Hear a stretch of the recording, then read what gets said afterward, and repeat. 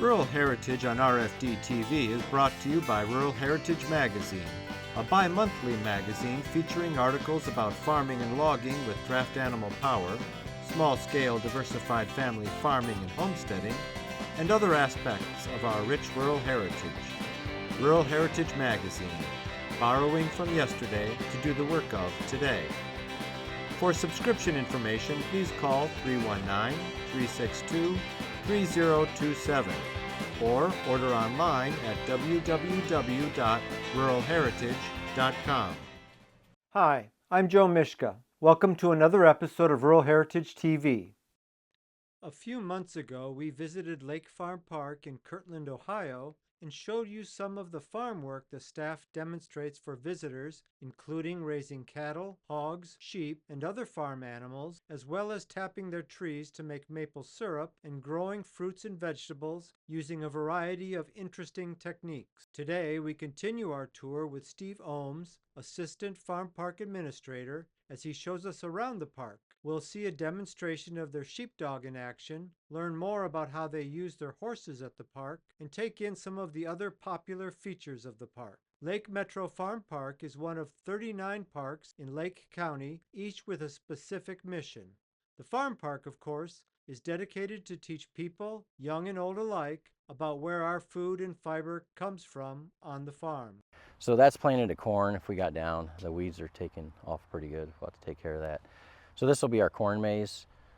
So by the time this fall, we'll end up, we'll brush hog all this down when we're done with hay. Sure. Over that field over there is where the corn maze was last year, and that's where we're doing a lot of the cover crop trials I was talking about. Yeah, nice. And what's nice here in the fall, it's just beautiful color. I bet it is. Mm-hmm. Yeah. It's a wide diversity of trees. Mm-hmm. We have wheat growing over there. Some of the weeds kind of took over, but hopefully we have a horse-drawn binder and we have the threshing machine. So if we have the opportunity to bind it and thresh it. You have your own binder? You have somebody? We do. No, we have our own binder. We have our own thresher. You have your own thresher? Mm-hmm. Wow. We also have a husker shredder that we use. Great. So you've got belt-driven power then? Yes, we do. Nice. So I'll show you our antique tractors that we use. So they are working with the dogs down there. Is that what I was seeing? So we have a dog park. So part of Farm Park I is we do have a dog park. There's a small dog side, large dog, and then a common pond area. That is wonderful. And the dogs can go in the water. I see that Yes. one's in the water. Mm-hmm. That is terrific. And it's amazing how popular that has become. Yeah. Yeah, that is just great. So this was kind of an underutilized area. Uh-huh. So we decided this kind of came up, is just making it an all seasons. We do so many special events, it kind of makes it a nice area. Inside, you'll see we have the antique tractors under a different shelter. So inside during wedding season, we'll try to keep this open. Mm-hmm. So we can host different things. And it's open to school groups for lunches in the spring. That's a great roof. Yeah, we use a lot of these in the park. So what's nice about it, the birds can't sit up there and make a mess. Right. Yeah, just with the lamps. But yeah, Mm-hmm. that is terrific.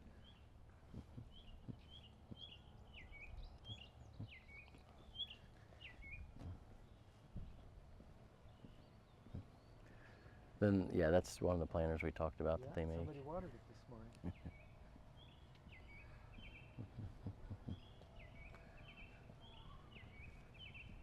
Then we have a corn picker. If you see there, we have a small corn crib. Uh-huh.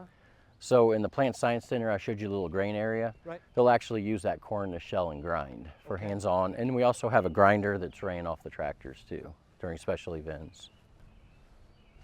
The ear and the kernels. Yes. Yep. Mm-hmm. So, and this is what we call festival field. So we host different special events here. The biggest two are Village Peddler, which is, this will be full of craft vendors. And the second is Vintage Ohio. It started out to promote the local wineries. So it's all different wineries you can sample, food vendors, and it's full for that. So Lake County itself is kind of a unique area because we have the wineries, we have the nurseries, we have a few of the livestock guys left and some of the traditional farming. And you've got other soft fruits, right? I mean, there's aren't there strawberry fields and those There kinds is of things? a lot of, yeah, a lot of U-pick.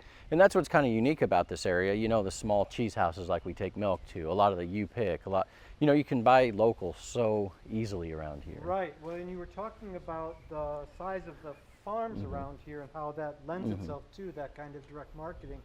You do have a easy access to this metropolitan market that's available. And just so long as they have an appreciation for that kind of stuff, that's a wealth of. These are great tractors.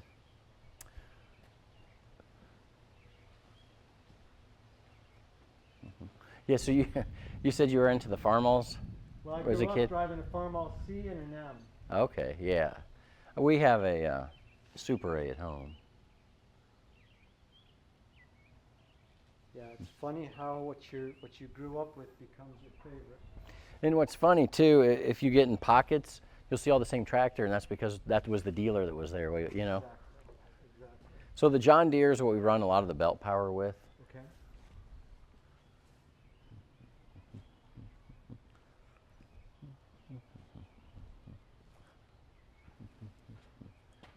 If you're ever in the area around the end of September for the horsepower day, that's what's kind of neat. Last year we hooked 12 to the Calder mulcher. Nice. Which you cover real, dang it, not real, Horse progress. Horse Progress Days, yeah. Yeah. So you get to see a lot of that. Yeah, and I know farmers who do it regularly as part of their work. Now I know before I moved up here, this would have been, I don't know, probably 2005, 2010. It seemed like a lot of the horsepower farming was starting to gain traction. Is it still that way, Among or the is English, it kind of? yeah. It's is it going still- away among the it's going Amish, away. but it's continuing to increase among the English because they see the financial incentives. So that trend is still moving forward It then? is. Okay. Yeah, it is, thankfully. It's in pockets because they are able to afford the land that is not convenient for the big machines. And there's more of that all the time because the roads can't take those big machines Yep. so much.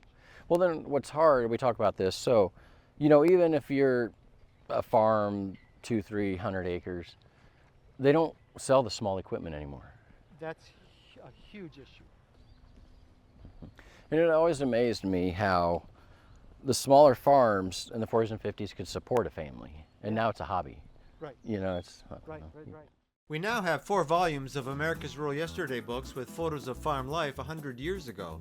Fieldwork has images of horses in the fields working the ground, planting and harvesting the crop. Barn and Farmyard shows farmers putting that crop in the barn, silo, or corn crib and caring for poultry, hogs, cattle, and more. In At Home and in Town, farm families prepare Sunday dinner, relax in the parlor, drive to town by buggy or wagon, and visit the general store. Finally, Early Tractors has over 250 photos of early American tractors like Alice Chalmers, Oliver, John Deere, Farmall, Minneapolis Moline, and many more. These photos are of new tractors back in the day and show how they were configured coming out of the factory. Buy any of these books for $24.95 plus shipping. When you buy 2 or more, the price per book goes down, all the way to $17.49 per book when you buy all 4. To order, just call 1-877-647-2452 or order online at www.ruralheritage.com. That's 877-647-2452.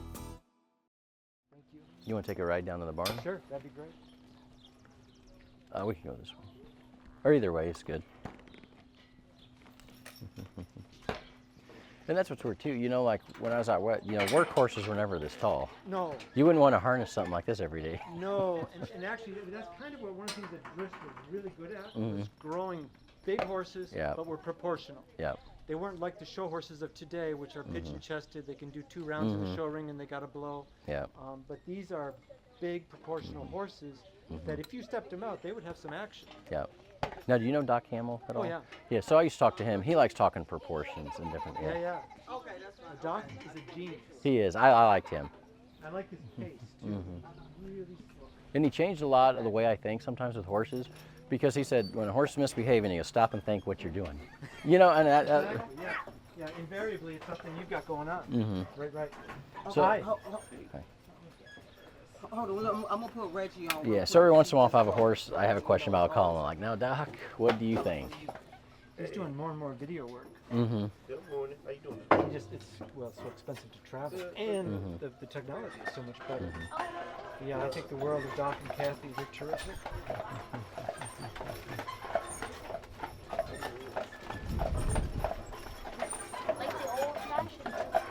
It's amazing how small the world gets when you get into it, isn't it? Just with people. It really is. Yeah, it really is. This is the well-bred shed. So we do a couple things. So right now we don't have a sow due to farrow for a little bit. But the kids and visitors can come in and see the chickens. They can come in and see the piglets be born.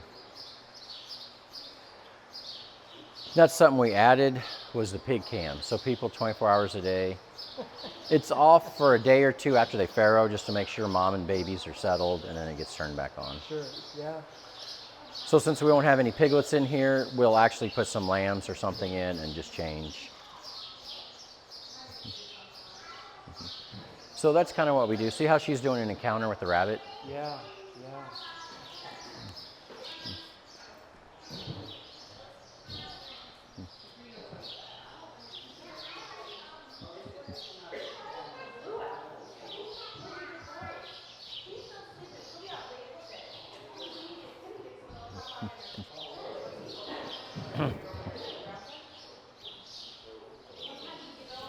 I'm gonna call Jenny and she's gonna bring the border collies out for us. Okay.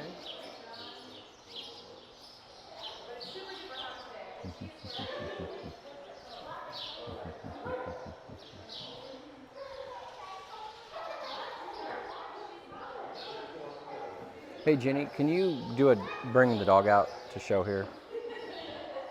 Well, we're in the barn, so just probably within the next 15 minutes or so, 20. Okay, sounds good. I'm back. So something we do in here, we call it the sheep show. So you can sit in the bleachers, and we have a stand up here, and we can put different breeds on and discuss like the benefits of the breed. So we try to show what a wool breed would be, a meat breed and a hair breed. And a hybrid. Mm-hmm. Yeah.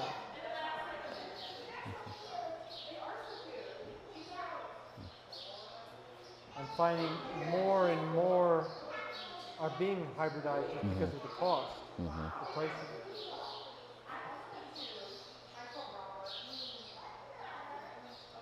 It's a great facility.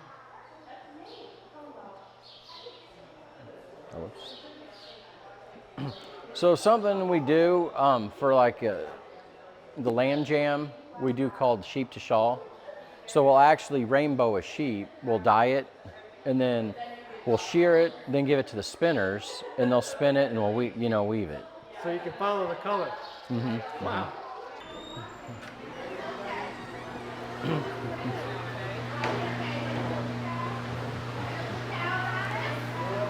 So this is where the kids get to try to milk.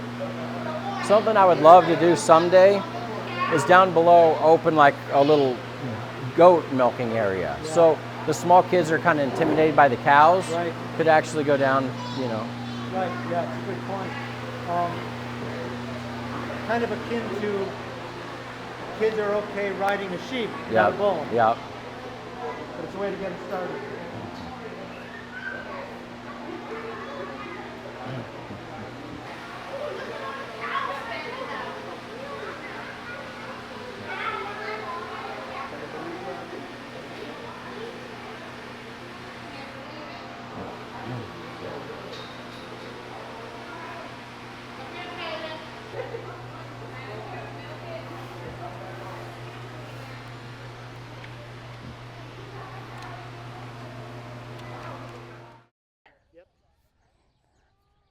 Come by.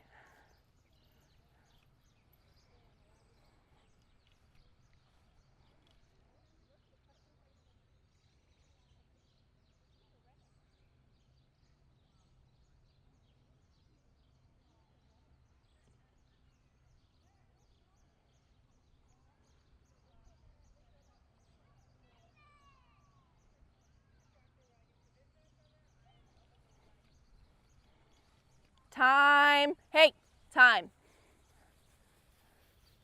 Good dog.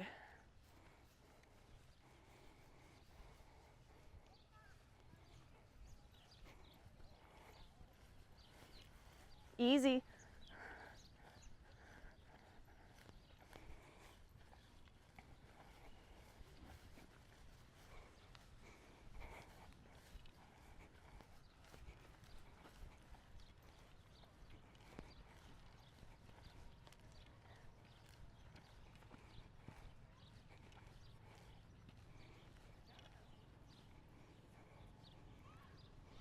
Walk up. Lie down. Away. Lie down. Good dog. Walk up. That'll do. Away. Hey! Away. Lie down. Good dog. That'll do. Robin, here. You're doing it. Come here. Hey. You're a good dog.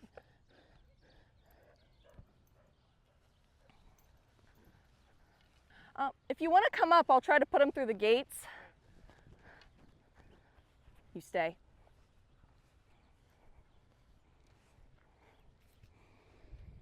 Shh.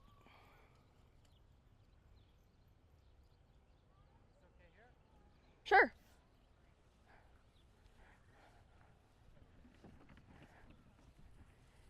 Easy. Robin, time. Good dog. Lie down. Away. Lie down. Walk up. Come by. Lie down. Lie down. Walk up. Away. Lie down. Good dog. Good dog. Walk up. Shh. Walk up.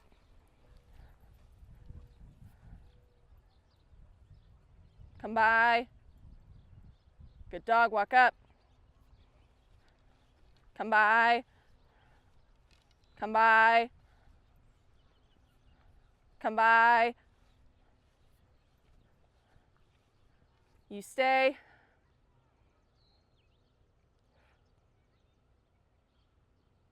Away.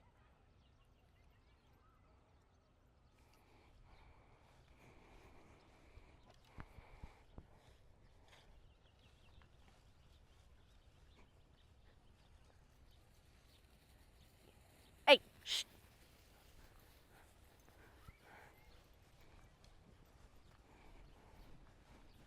Time. Easy. Hey, Robin. Good dog.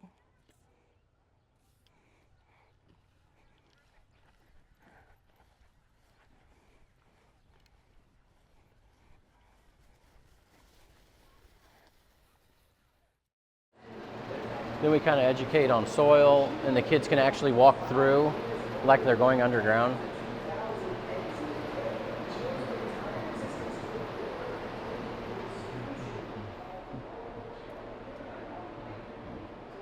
This has got to be popular. It is. And you know what Effective. it is. And what we want to do, we want to educate in a fun way. Yeah. We want them to learn. Right, You know, right. they want to. Right, right. They'll remember it. They'll be They'll enthusiastic remember. about it. Mm-hmm. They'll associate it with fun. They learn about how deep roots go. Mm-hmm. Yeah, and all of the other things that are living in the soil. That is terrific. And we do sell our produce that we have, even though our main crop is people's experience. It's not necessarily the crop that's being grown. So we always joke our crop is the visitors. Nice. And we're lucky that in the summer we do get an influx of help with the interns, just this school age. During the year we don't get as much, Sure. so we get a little behind. But Although there isn't as much, there's not as much to do. not as big a footprint in what we Mhm. do it in. You guys like the sunflower bed starting? Gorgeous.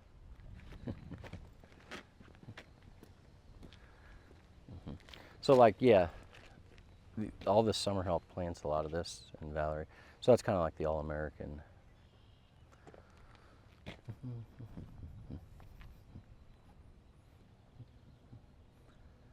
And it is popular. Like, for example, I can't remember the variety, but last year there was a zinnia they introduced. And I was even like one of the people, I'm like, wow, that's really nice. You know, so it's nice for the visitors to get to see, hey, you know, I'd really like that at my house, and Yeah. then be able to go find it. Yeah. Can we go through the arbor? Mhm. Makes good film.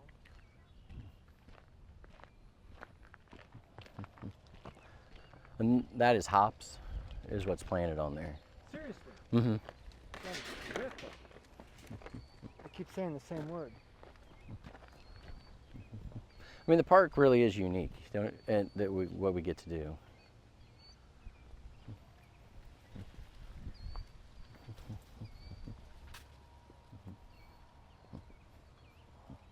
Everywhere, all the time, funding is becoming more and more of an issue. Mm-hmm. It is. Problem.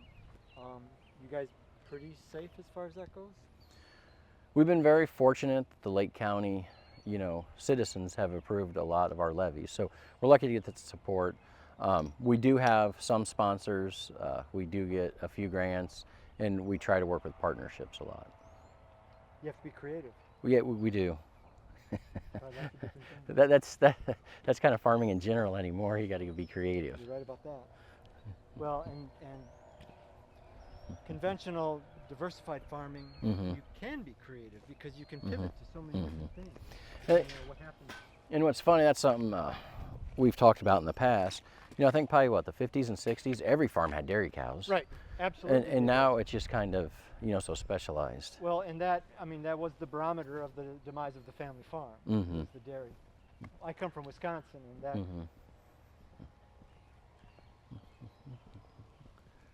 but even just a family cow, they would have. And it gave them the opportunity to have a wide variety of fallbacks, as opposed to just government insurance.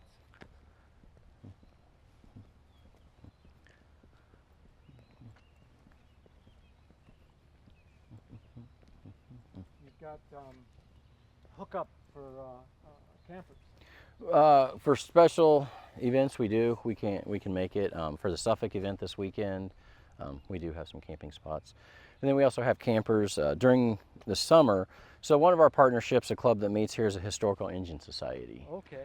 So they have it's towards the end of July, a big gathering. And there'll be campers for that. But they'll have anything from a steam shovel to a hit and miss engine to tractors. So that's not Farm Fest, that's their own event. That's their own event.